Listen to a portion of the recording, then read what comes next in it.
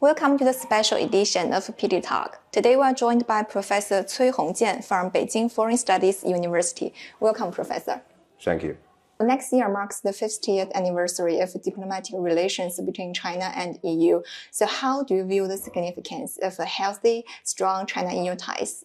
As we know, recent years, there is some, not only some, stability and development, and also I think now it's a very critical time for both China and EU to find out a new approach to reshape the relations, especially common interests economically, and then how could they find out the new structure of the mutual trust. As we know now, undoubtedly, the China-EU relations is one of the most important bilateral relations for both two sides.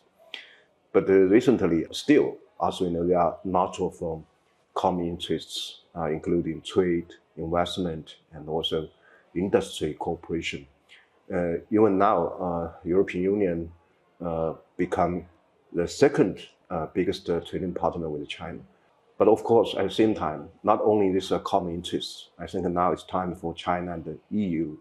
We need to talk about some more about the, common responsibility to support this common interest, support this, sustainable cooperation in every field. And also now China and the EU, we are facing the common challenges, not only from, as we know, the globalization, and also some issue like climate change, and even the global, as we know, public health, some other. I think now we need to find out some reasonable solution to deal with this, negative impact from other bilateral relations.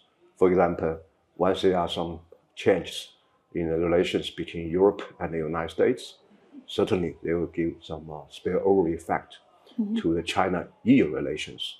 So how to find out our indigenous, dynamic for these relations?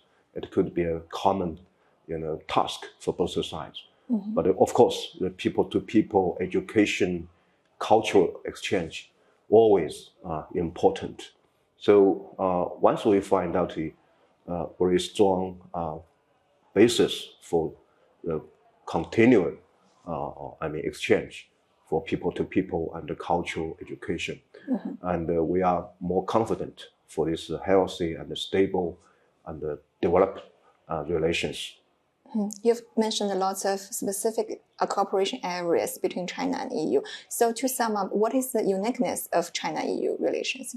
As we know, there has been almost 50 years of engagement between China and the EU, and also mostly we achieved a lot of cooperations in these relations. But in recent years, yes, there are some more competitive factor in these relations. That's also become a major concern from European side. So I think for most of the time of the past, a complementary cooperation between China and EU has been a mainstream in the relations. As we know, in the area of industry, especially manufacturing in the past. How about this cooperation between Chinese market and also some car makers, for example, from Germany, from France, some other.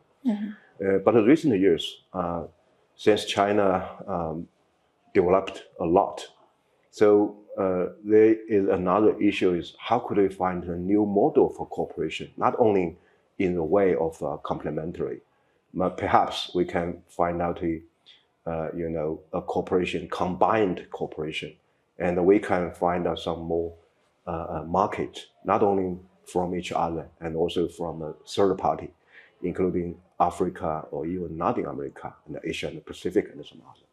Another, I think, a very important issue now both sides need to touch is how could we make a a reasonable balance between cooperation and the so-called competition. It's time for China and the EU.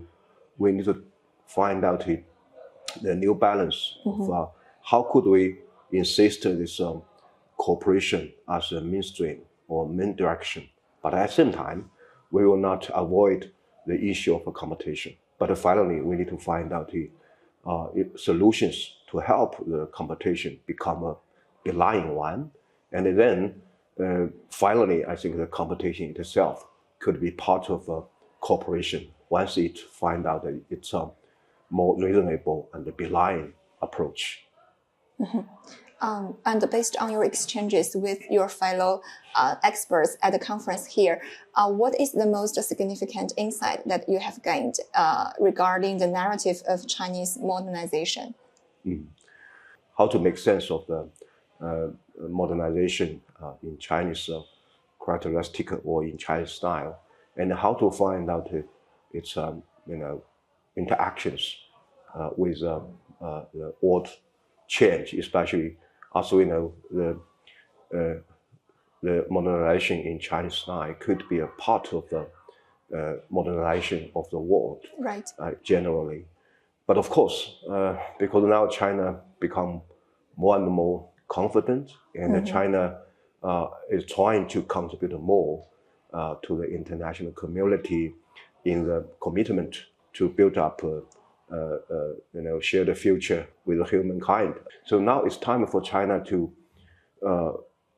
I think, that not only provide or contribute some more initiatives, some more proposals, and now it's time for China to find out more common grounds with its partners to how to, practice all of these initiatives and also proposals, not only on economic and trade issues, and also on some security and even global governance issue.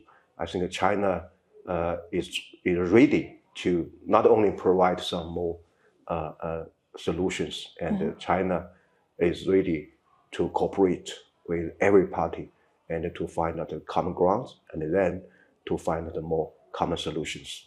Thank you so much for your time and sharing. We appreciate your insights. Thank you, Professor. You're welcome. Yeah. Thank you.